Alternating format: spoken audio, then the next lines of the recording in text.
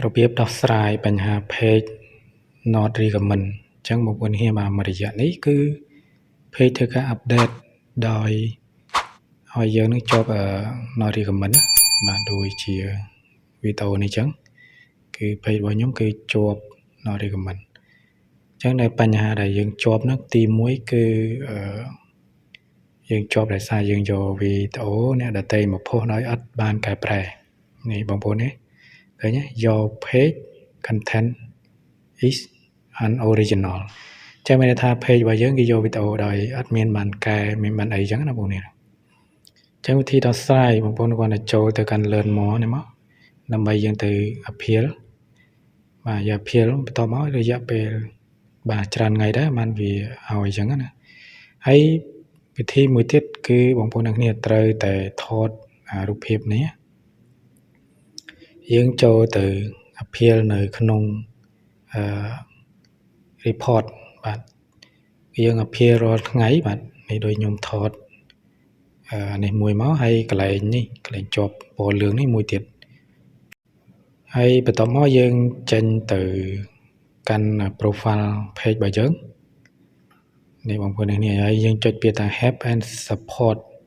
យើងចុចលើពាក្យហ្នឹងមកបាទដូចវីដេអូនេះខ្ញុំបង្ហាញអញ្ចឹងហើយបន្តមកយើងចុចនៅលើពាក្យថា report a problem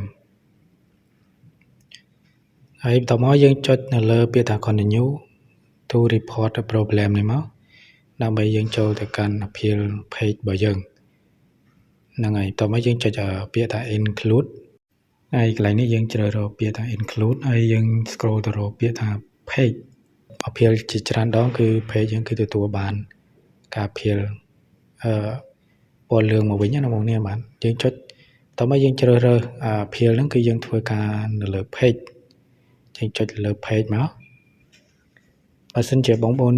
ចង់ appeal លើ profile បងប្អូនជ្រើសពាក្យថា profile មកហើយកន្លែងនេះគឺយើងធ្វើការ upload រូបភាពដែលយើងថត screen ថតកន្លែងយើងខុសគោលការណ៍ហ្នឹងបងប្អូនទាំងគ្នាចុច upload ចូលមកបាទអូខេបន្ទាប់ពី upload រួចរាល់ហើយយើងធ្វើការសរសេរនៅ description នៅបញ្ហា page ដែលយើងខុសអញ្ចឹងបងប្អូនអាចcomment នឹងក្រោមមកខ្ញុំនឹងតម្លាក់ description ហ្នឹងឲ្យដើម្បីឲ្យបងប្អូនយកទៅ appeal ជាមួយនឹង page ហ្នឹងបានបាទបន្ទាប់មកយើងចុចនៅលើផ្ញើនេះមក